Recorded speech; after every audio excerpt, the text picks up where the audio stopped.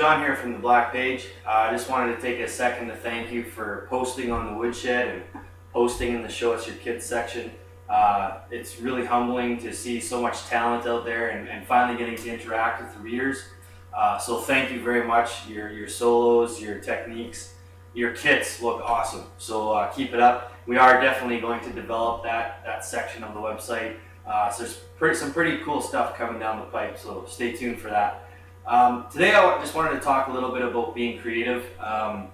Not so much something you can practice necessarily, but keeping in mind as you're practicing or as you're going through your routines to take time to be creative. If you've got something in your head that keeps kind of going over and over and over, it's important to get that out and to express that.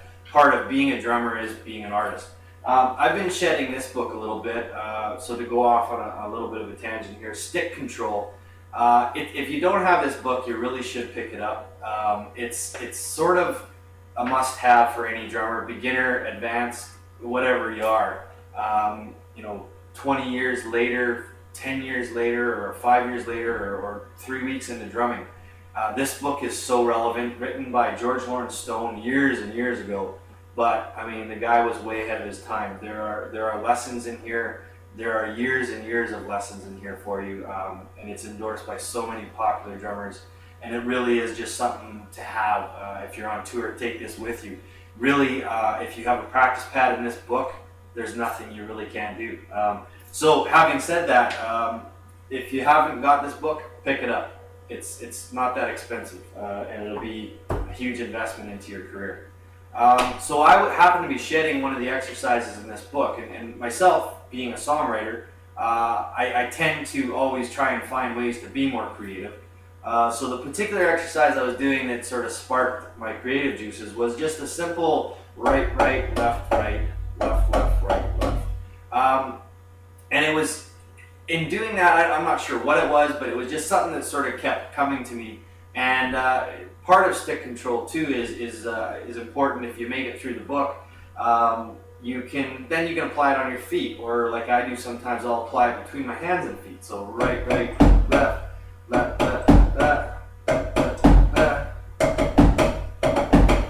So this particular one, I started doing that, and I came up with this cool groove idea that I just thought sounded really neat, because it placed the kick not on the 1 or the 3, but in the subdivision it was on a 16th note, and I think it's really cool when you take a look at drummers like Fleetwood, Mick Fleetwood, Stuart Copeland, John Bonham. All those guys were part of a process of creating songs, of songwriting. Jeff Porcaro is a great example. Rosanna, the Purdy Shuffle, Mushenga. You listen to that song, I mean, it's a total African groove. So it's drummers that really understand how to use their instrument as a creative force behind a song. So rather than just playing a straight ahead groove, you use your toms instead of a ride, or for like Mick Fleetwood does a lot. He'll use really different phrasings and use his tom work. Bonham was another one. For placing the kick in odd places, and what that does is I think it just creates a really cool, unique groove, and it helps you when you're playing to understand that the kick can move around, like Murray's video there. You can move the kick around. So it's really important to be creative as a drummer, and that the instrument is a creative instrument. You're an artist as much as you are a drummer. So in this particular lesson, I just came up with this cool groove, and it's a good thing to practice again, because the kick's not on the 1 or the 3, and it's just it sounds different, it sounds neat, and it's a good way to practice sort of those odd phrasings between your kick and your hand. So I actually kind of fooled around with the lesson in Stick Control is actually an 8th note feel, but I added a 16th on the hand. So this is kind of what it sounded like.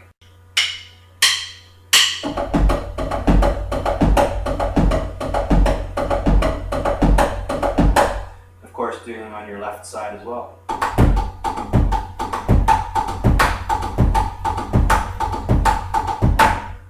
So I added, like I said, kind of that 16th note there.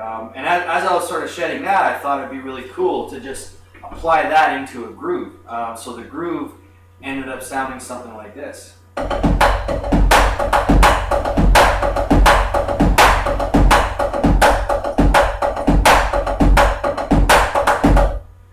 And then of course your left side.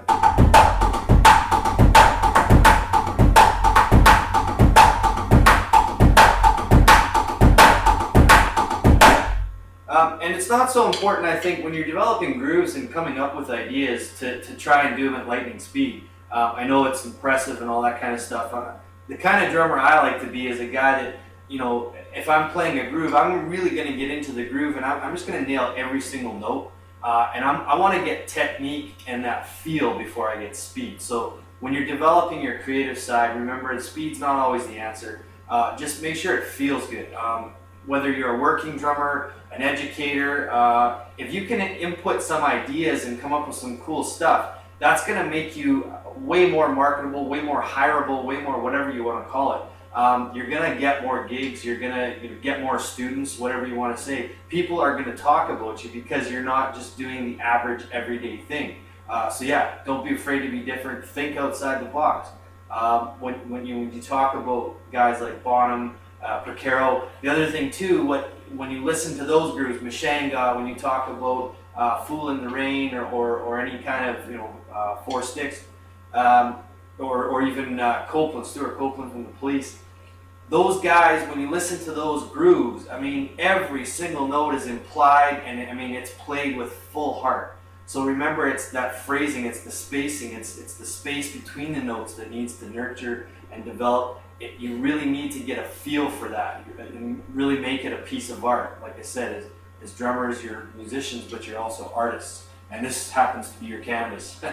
So yeah, so I mean, shed that stuff, take inspiration from other sources, fill the well, art, a museum, go out, learn another instrument. I just started playing bass a year ago, and I can't begin to tell you the benefits that's it helped me in through with my songwriting as a drummer, knowing when and when not to walk all over melody or if I am even. So the awareness, even just to be able to play other instruments, learn to sing, use your voice. I mean, that's a whole other video, but so the more you can do to be creative, that's going to come out in your drumming. And just whether it be stick control or just take one of the books you already shed and just try and think of ways you can do that routine, but try and change it up a little bit, whether you're using your hands or your voice or between your feet. I think it'll just be a way more pleasant experience because practicing, I mean, it's not always a fun thing to do. So thanks for watching, thanks for reading, and we'll see you guys again soon.